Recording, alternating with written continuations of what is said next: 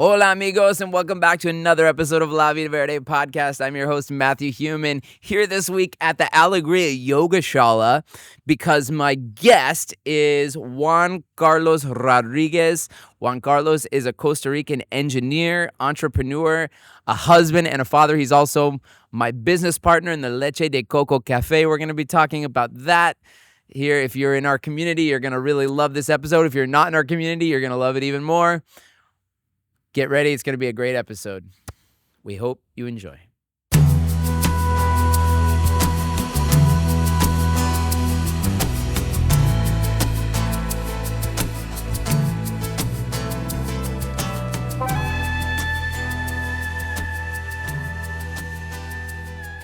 This episode of La Vida Verde podcast is brought to you by Guillaume Massage Therapy, offering pain-free relief at home, a most exclusive massage experience.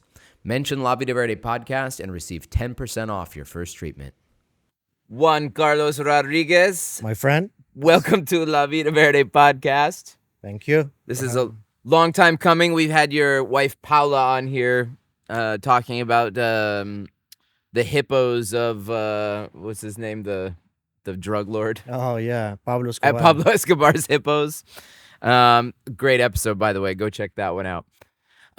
It's an honor to have you. And yes, you're Costa Rican. I am, yeah. Born and raised in Costa Rica, in San Jose, Coronado, up in the mountains of San Jose. That's up north of San Jose, right? Yes, northeast. And it's a little colder up there. It is colder up there. It is always like this, actually. Very cloudy and rainy. Cloudy. I know today so I should mention we're actually at the Alegria Yoga Shala today. Yeah, And you're an Alegria member, I am. which we'll get to. But so you were born in Coronado, in San Coronado, Jose, San Jose. raised in Coronado, and you studied engineering, right? I did. I went to school for mechanical engineering here in Costa Rica. Mechanical engineering. Yeah. What's the difference between mechanical engineering and like construction engineering? Or is Mechanical engineering is the best. Okay. There No, we go. it's a very versatile engineering. So, construction, it's pretty much construction Right. inside mechanical.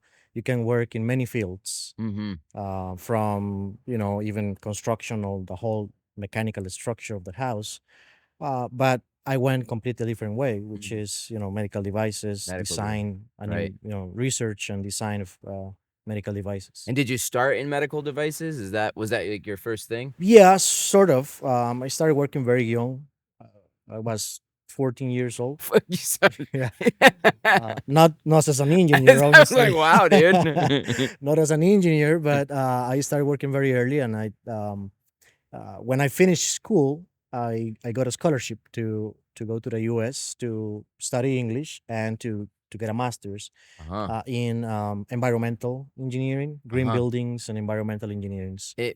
Why did you like environmental engineering? Like, what was were you always passionate about like environment or? Yeah, I always had this passion about energy efficient and green buildings and incorporating that into the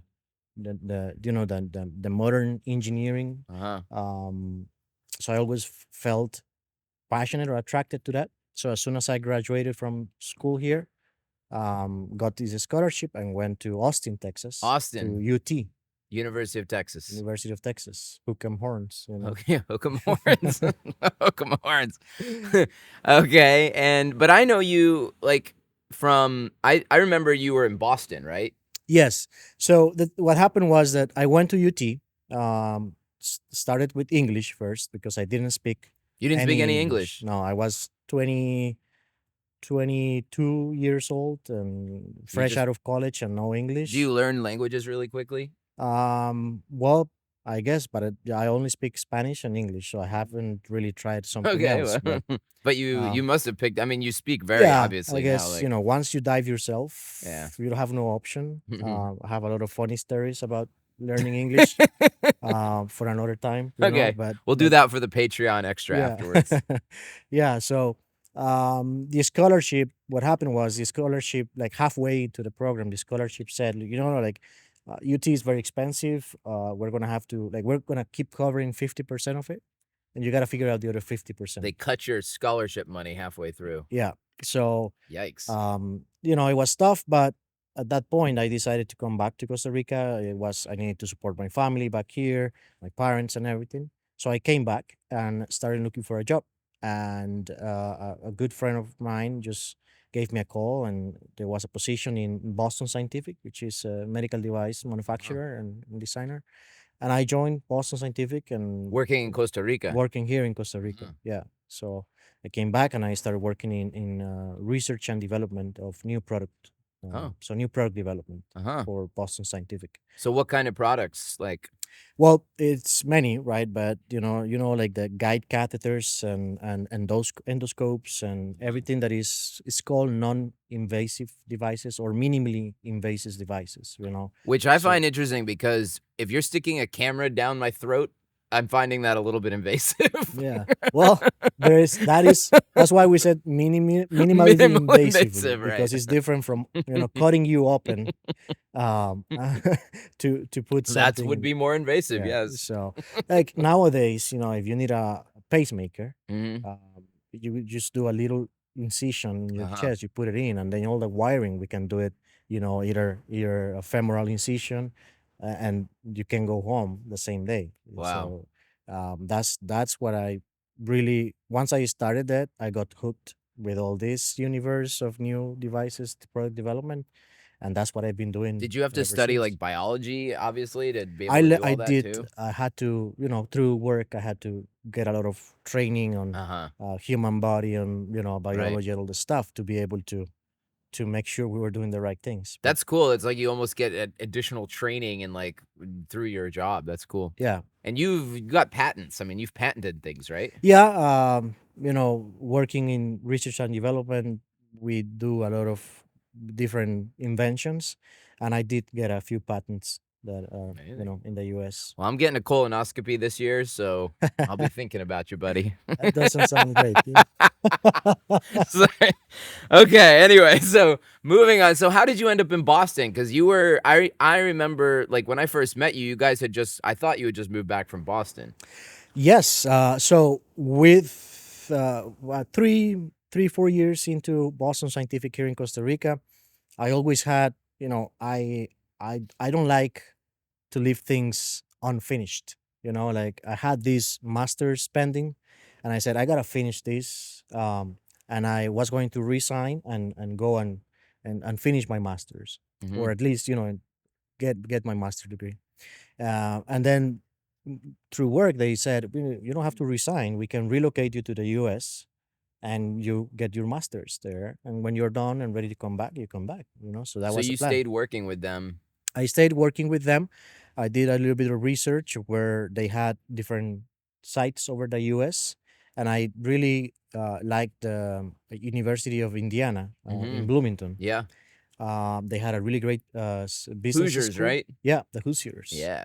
And they had one of the top business schools. And so I wasn't sure if business is what I wanted to do, but kind of things line up. And I said, well, maybe that's what I have to do. And I moved to Bloomington, Indiana. Bloomington I love Bloomington, actually. I love it. It's It's a nice college town. cool little fun. town. And it's funny Yeah. because you kind of found yourself in both Indiana and in Texas. You found Yeah. yourself in these really kind of cool, hip Yep. areas of these very vast, like, farmland Yeah. states. Yeah. No, I Yeah. loved it there. College town, Mhm. made a lot of great friends. Uh-huh. Live friends that we still, once in a while you Uh-huh. connect, and that was fun. Work and getting my master's. And so you got a master's in business In business and administration. administration at the same. It was sort of a dual program because I was also doing a Harvard certificate in finance and accounting. Right. So I was kind of So you're I Harvard. was single working, and so I kind of busted my ass a little bit there. So I did kind of get my master's and the business certificate from Harvard, and then Amazing. yeah. Okay, Harvard. We have a Harvard certified accountant businessman here. And then you ended up. So how did you get to Boston? Oh yeah, that was the question, right? Well, I through work, the headquarters Boston is in Scientific Boston. is yeah. based in Boston. And they makes offered me a position there, Mhm. and that's That was in 2015. Uh-huh. I moved to Boston in Watertown, Massachusetts. Okay. That's where I was living, and that's where that I spent a good portion of my 10-year stay in the U.S. was in Boston. Mm-hmm. That's where I met Pau, Uh-huh. and we got married, and She was yeah, working at a restaurant there, right? yeah. So Pau, she has a hospitality management background. Mm-hmm. And when we met, she was managing a restaurant in Cambridge, and she actually moved from that restaurant to a larger restaurant, which is it's Yard House, which is The Fenway the Park, Fenway like Park draft next. house right Yeah, it's there. kind of Pub. the pub that she mentioned this, I think, in her She podcast. didn't mention it on the podcast. She mentioned it to me privately, but yeah, like she's like, yeah, we had the Boston Red Sox in there drinking beers after the Yeah, it was like games. the place the players will go to. And she was the manager. and she was the manager Yeah. there. And then from there she moved to Vicky Lee's. Vicky Lee's, which Right. it was more of a bakery and cafe and catering Farm to servings, table. farm. So it was very Yeah. a very nice, gourmet, nice cafe. So yeah, Nice. she had. And you guys got married. We got married in Boston, and then we moved to Austin, Texas. Okay. Yeah, yeah. And you were So boxing at the time, I remember. I was. I I did. remember Bella telling me you came like you were. Yeah, I was like, Yeah, they call it Olympic boxing, but it's officially, I have an actual U.S. boxing card, and oh, I have one lose and one win. okay, But it was fun, okay. Well, it was good. You think, oh, if I you're ever need always, to fight someone, I'll call you. yeah. Hopefully, I won't. Okay, so you guys moved back to Austin. Back to Austin. Why did you move back to Austin? I got a very attractive job offer with Uh-huh. a different company in Austin, Texas. And again, I felt like I had unfinished business with Austin, Texas, right? Like I caught it halfway through, and that's a town that I always said it would be nice to live here, like actually with money, because back then I had no money at all. yeah. You Yeah. know, This place would be a lot cooler if I had yeah, some money. if I had some money, so So you got to go do it. I had to go do it. That's Well, hilarious. kind of, because as we moved to Austin, the pandemic hit. So, Right. yeah, so we moved early in March to Austin, Texas, and like 5 days later, the pandemic hit, Wow. and it was tough because Pau was pregnant with Mateo. Right. We had new job, new house, new neighborhood, no friends, no family, and the plans were we move. We bought a big house that we could have friends and family come and stay with us and help us with Mateo, newborn, everything. And nobody was And traveling. nobody could travel. So it was definitely a shocking, like like wow, this is tough. Like it's we were the three of us alone in there, no friends, no family. My new boss was the one kind of checking on me while she was in the hospital, because we also had sort of a complicated pregnancy and Uh-huh. C-section and everything. So Oh, Mateo no. was in the NICU and Pau was in the ICU. Wow. And I was like, so it was a That definitely sounds like a very stressful experience. Like on it top was. of COVID itself being, Yeah. and you're an immigrant in Yeah. the United States during the first Trump administration, which must have added some stress to the situation. Yeah, it was, like, we just had election day, and it kind of refreshed a few situations Right. that So we I lived. mean, we'll see. We'll see what happens. They're talking about mass deportations now. So I mean, it's funny to think about, but like people often think, oh yeah, these are bad guys coming into the country, murdering our white women and shit. But the truth is, it's like a lot of them are probably just people like you that are like there going to school and like you have some legal reason to be there. But like, once the laws, anyway, Yeah. I'm not going to get into politics here. I promised I wouldn't do this. Yeah. Okay, so this is when I met you, though. This is about the time I met you because I met Paula during the pandemic. I played the graduation for the first Ecoversity permaculture course. So she must have somehow after the baby was born. Yeah, no, Pau, she can't stay she can stay quiet at home. You know, like it's not Or her. not at home. No, or not at home. You know, like She can't stay yeah, she quiet. has a lot of energy and high energy. So she was with Mateo at home, and I was working. And she needed, you know, she found Ecoversity and said, "I like this." She also has been passionate always about, you know, plants and mushrooms and all these things. And then she found Ecoversity, and she said, "I want to do it." And I said, "Do it. It's an online class. That's good." And it had the extra hook that there was this at the end, the graduation in Costa Rica, and I said, Right. perfect, right? So Right, because you're from Costa Rica. She had never been to she Costa had Rica. never been to Costa Rica, so that was Right. going to be her first time. Uh-huh. And before we got married, when we started dating, I said, listen, eventually I'm gonna move back to Costa Rica. I don't see myself living forever in the US. And she said, yep, nothing is stopping me. So when she did Ecoversity and graduation day came, we came for the graduation and a visit, you know, meet my family. She had already met my family. They had traveled while in Boston. But, you know, it was for her first time in Costa Rica. Mm, And she fell in love with right. Costa Rica and Alegria because they did a tour of Alegria as well. Right. And I So remember when I first met her, she was telling me how much she loved it, and she's like, "But we can't afford to, we have this house in Texas, and we just can't afford to do it." And I said, "Well, contact Norman, who was one of the founders, who also was offering loans." mhm. And I was surprised that she hadn't heard that before, but Yeah. now you guys live here. Yeah, yeah. And I in would say, fact, you're my neighbors. yeah, You're like my neighbors. closest I don't neighbors. know if you planned it or not. I don't know if I should thank you or.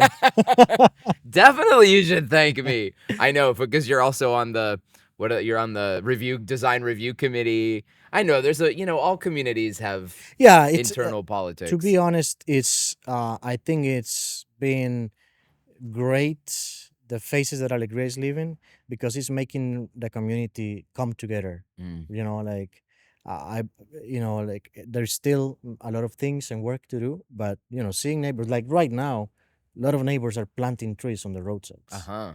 You Oh, right know, now. right now with Oh. this rain, still, you know, getting ready for the dry season. Right, and there's a market today. There is There's a a market farmers today market with happening, and local farmers.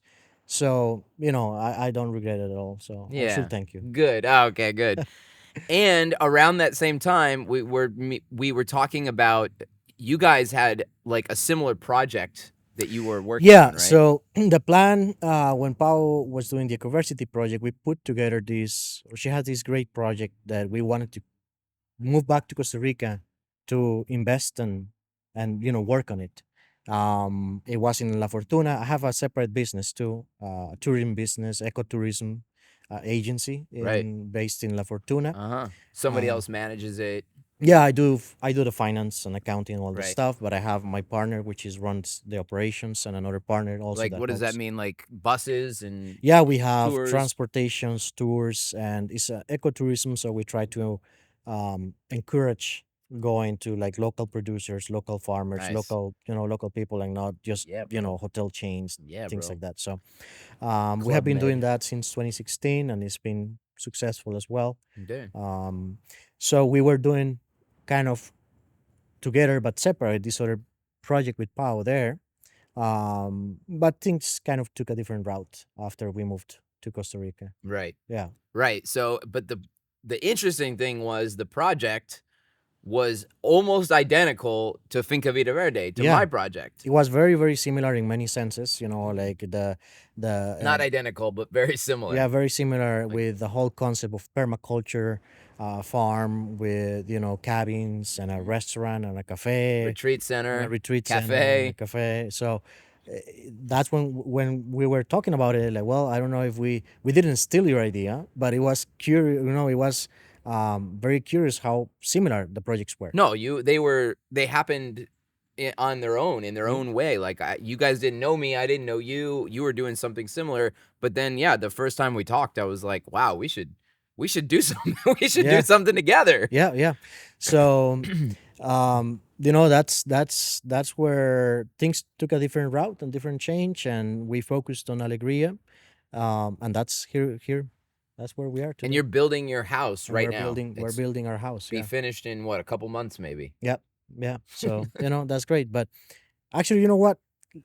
I told you we have been talking about this for a while, and I didn't want to be here because I don't really like talking I about know. I mean, myself.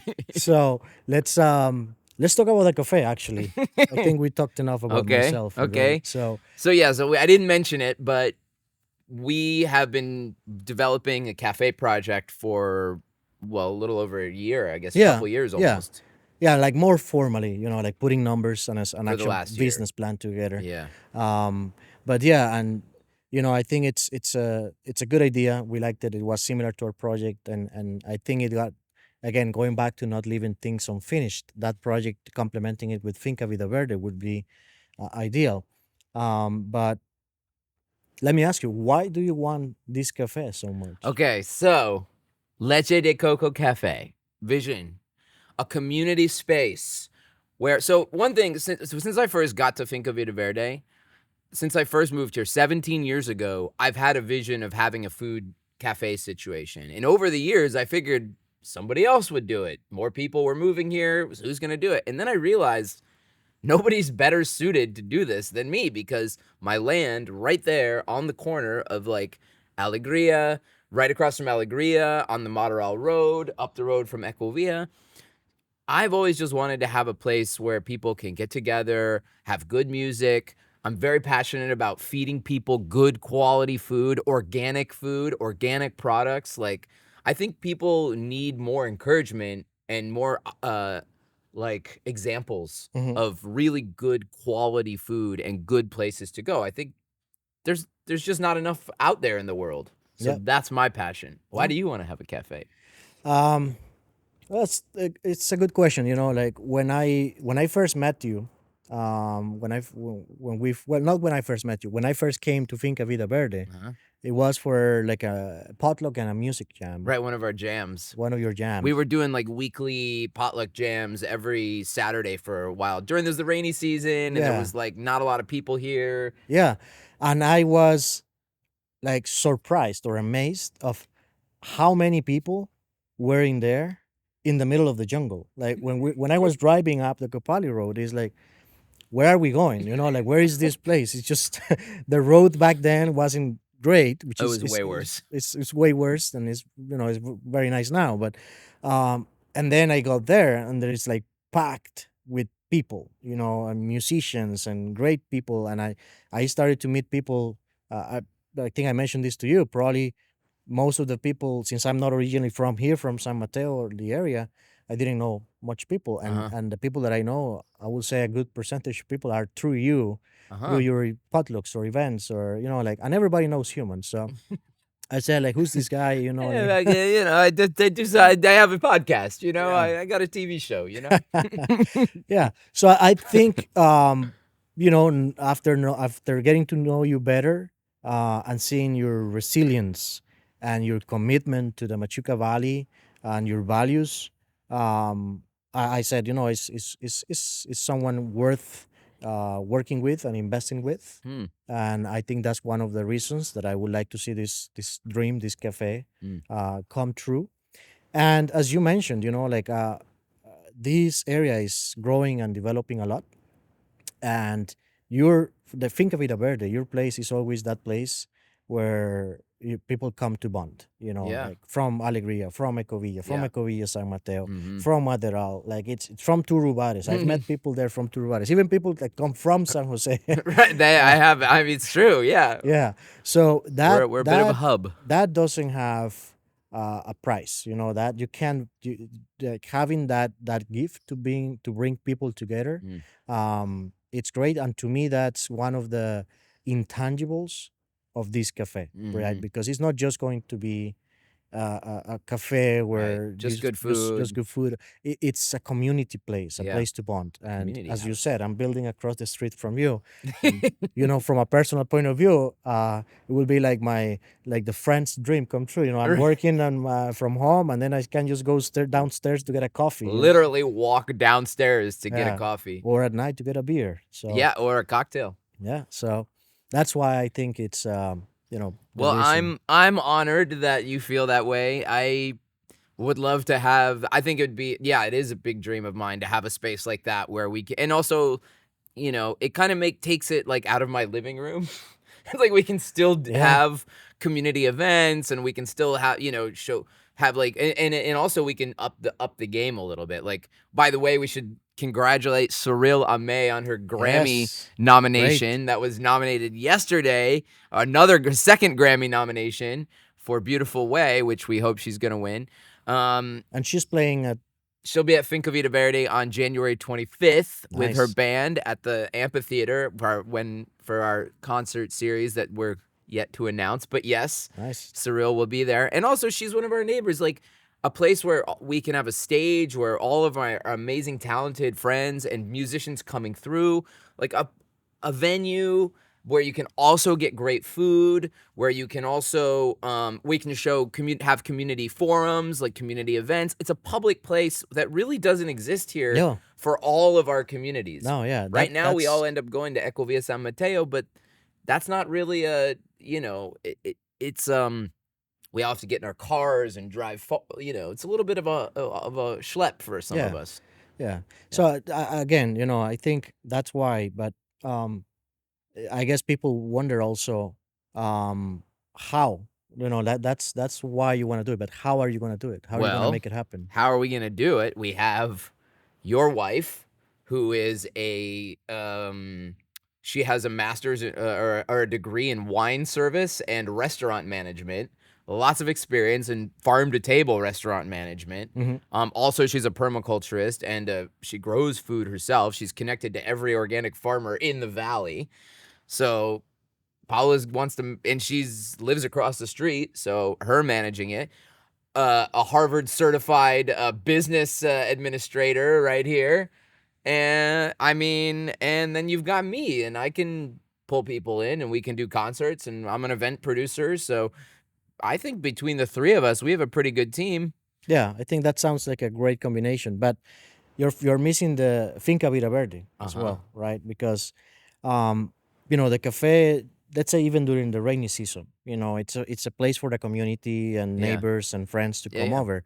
But dry season also, Finca Vida Verde becomes also a hotspot for international and Right. people that just come in for wellness and retreats and True. and and some you call it like not webinars but training in Yeah. Yeah. permaculture too, Yeah. and it's the farm to the table at the cafe as well, right? Right. So I've had this dream. I've started planting pineapples and coconuts 10 years ago, thinking I wanted farm and sugarcane so I could have farm to table pina coladas. It's just like, I don't know if I'm not even really that into pina coladas anymore, but this is the original vision. But yes, farm to table all the way. Let's, and then also I like the idea of having a place where our guests and the retreat guests can mix with and the public. mhm. People that just come to visit the area can meet locals. Like, it is, I really do see this place as a hub. And also with our new amphitheater, people can go catch a show at the amphitheater and then go grab a beer or go grab a cocktail before or after the show, get dinner. I just see the synergy. To me, it's, yeah, Yeah, okay. yeah, Yes, Finca no, Vida Verde too. yeah. So I think that's a good combination. So landing it, like what when we hear cafe, Hmm. people always coffee, bakery, but if we had to summarize it on what is it going to be, how would you say it? Well, I see. We want to have omnivorous. We want to have a little bit of food for everybody, but as healthy as possible, as organic, farm to table as possible. Um, we want it to be a workspace for people. Like, people can come during the day. They can work there. They can. We want to have yeah, like during daytime hours we'll have an area for people to, like, do whatever digital nomading or whatever, work on their computers, get a good coffee and like a sandwich or something.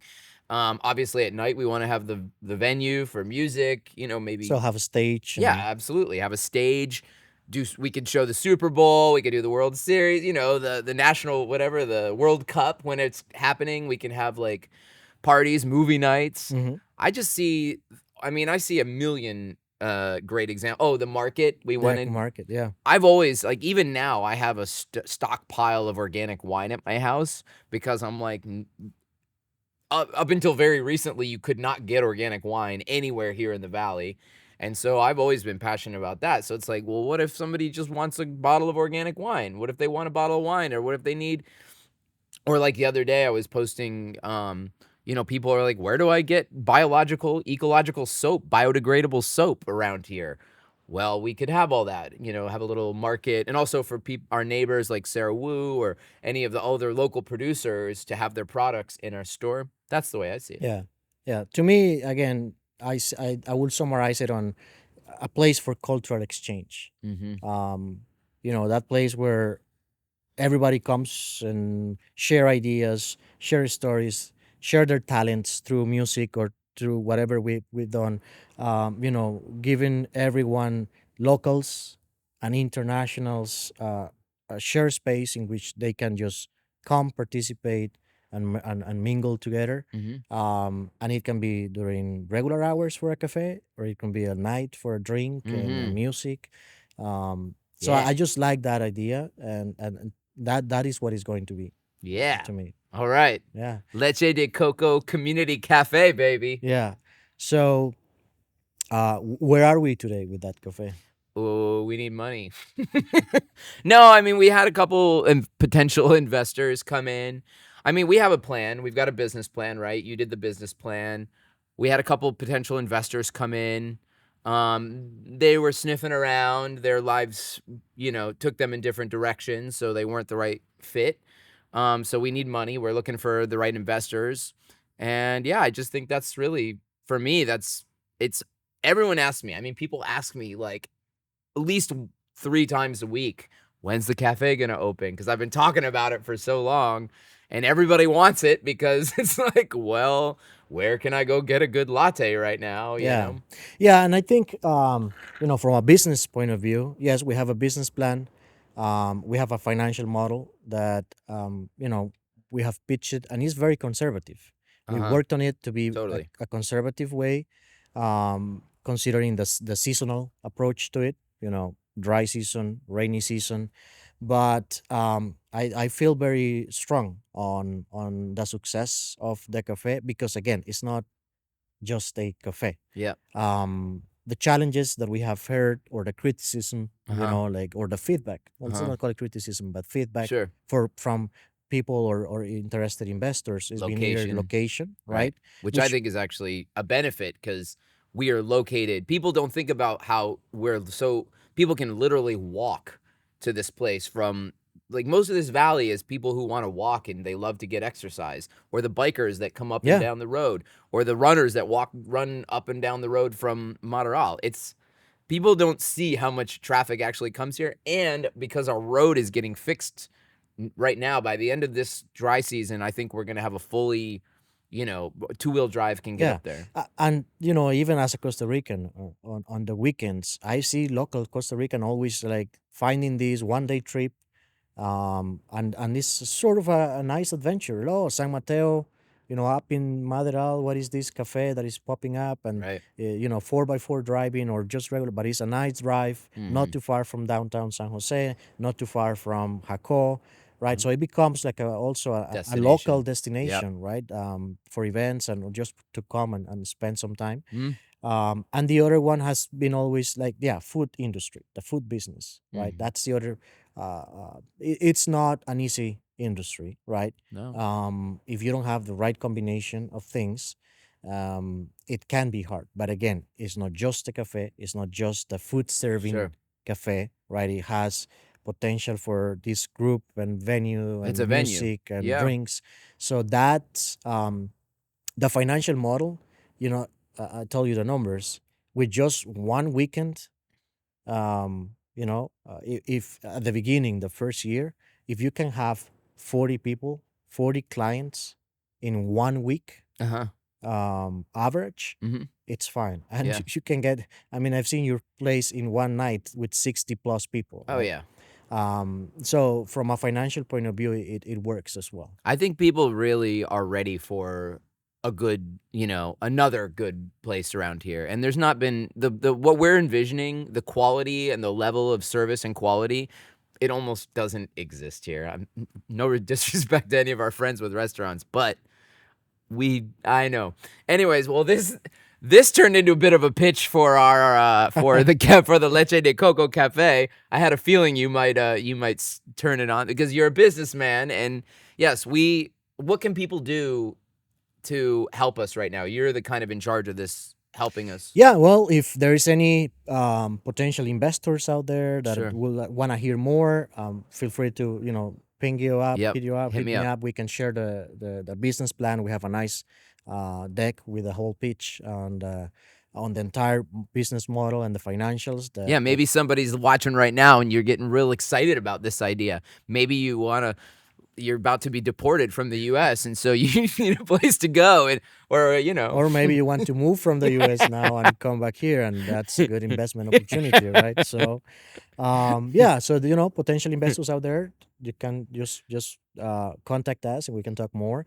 And then just the community, just be patient and wait and be patrons once we are Yeah. and then share the word as well, because I'm pretty sure it's gonna be a great It's a community anytime you have something like that, it turns into a community space, and that's the thing I'm most excited about. I also think there's probably somebody in our community watching that's like, yeah, I've been thinking about doing something like that. I got a little extra money tucked away. Bitcoin's doing real good right now. yeah, yeah. Cash out, cash out, and invest.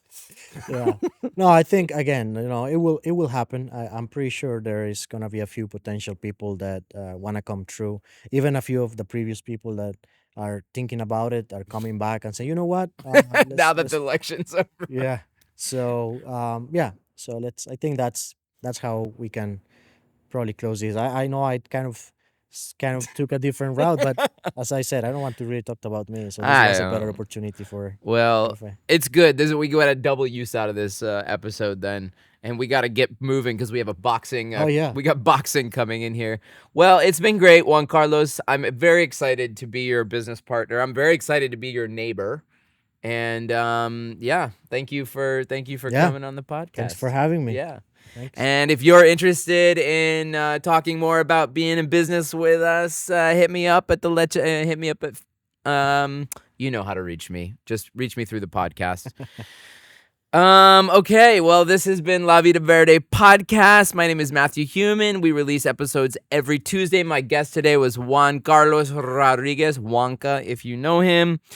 I want to say thank you to this week's sponsor, Guillaume Massage Therapy, offering amazing massages right at your home. If you mention this podcast, you'll get 10% off your first treatment. Also want to thank Ecoteas Yerba Mate for re-upping their commitment.